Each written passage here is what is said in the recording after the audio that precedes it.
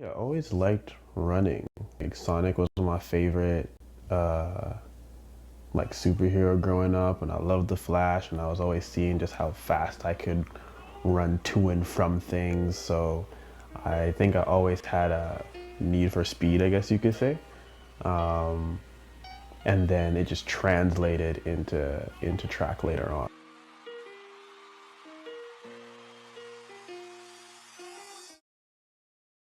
Grade 11, I made the track team and everything was cool, but we had a rule at school that if you're failing any of your classes, you can't be on a sports team.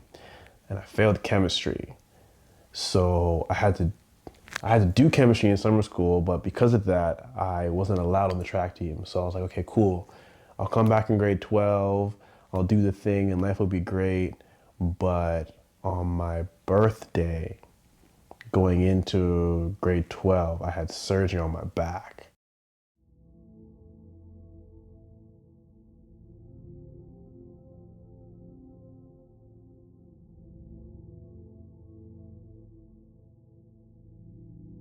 My grade 12 year, got the surgery. It was 10-hour surgery. And I remember him saying that if I tried to wear a brace, that eventually it would just like, my spine was curving so bad that it would just start to do this and my insides would eventually get crushed.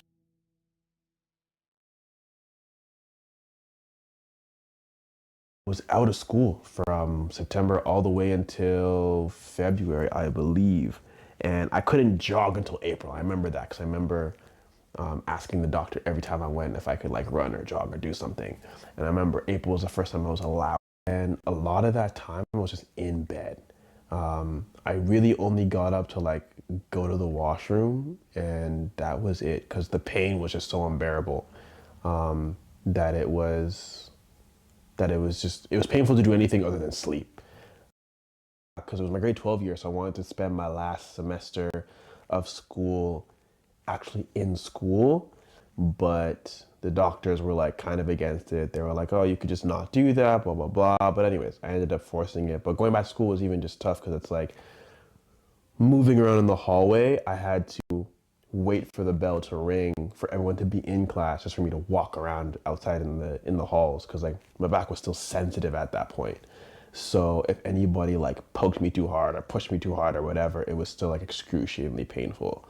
So just little things like that and trying to navigate through school, also trying to enjoy my last year as a high schooler. Going into college, just because of all of the things that happened with my surgery, like I had to learn to walk again, and I um, had to just like start from scratch. So doing anything sprinting related was just in my mind out of the question.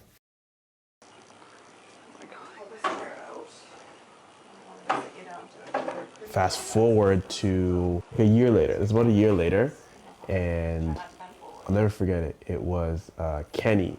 So Kenny gave me coach's number. So I'm like, coaching now. And he's like, yo, this guy is training people. He's like, he's only training fast people. So he's like, I'll give you his number. You call him, and you can go and see whatever, blah blah blah. So he gave me his number. I debated it for a little while. I ended up calling him, and I showed up to the dome. I ran at 300. He liked what he saw. The rest is kind of history. I've just been with him ever since. Yeah, so then with coach and also with my back, he was very much, he did a lot of things to make sure that I could function and operate as an athlete, even though I had a lot of hindrances. So I had no strength, no stamina, no anything. So he literally had to build me from ground zero to get me to a base level where I could start doing like simple things. So now when I'm able to clean, like 225 or whatever the case is, that's like years of work from building me from literally somebody who went got surgery and just had no muscle mass or anything up until this point. To know that you're able to do something like this says a lot about, yourself and who you are as a person and just the work that you're willing to put in to get there.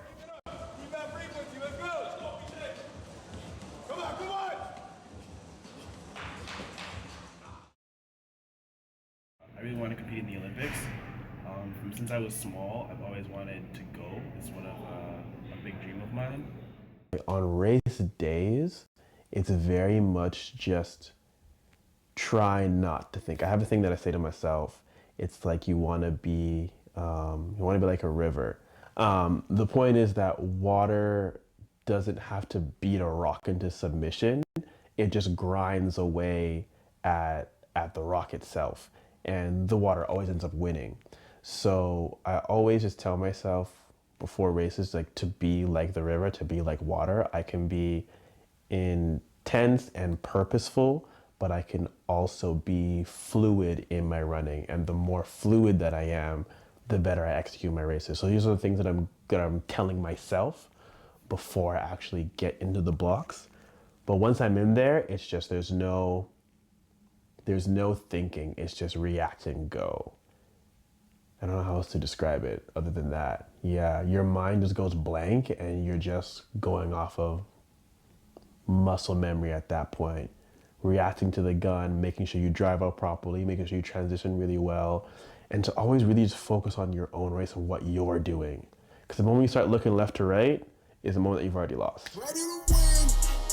I'm ready to win. I'm ready to win. I'm ready to win. I do it again and again and again. I know how it is, so let's not pretend. Shit, you I've been through it. Now let's get to it. I'm back in the gym. I'm starting a movement. I'm seeing improvement. I'm pushing the max.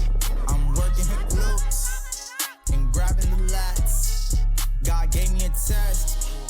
I studied the best, like Kobe and MJ and whoever next. I know how it is, so let's not pretend that you about to win.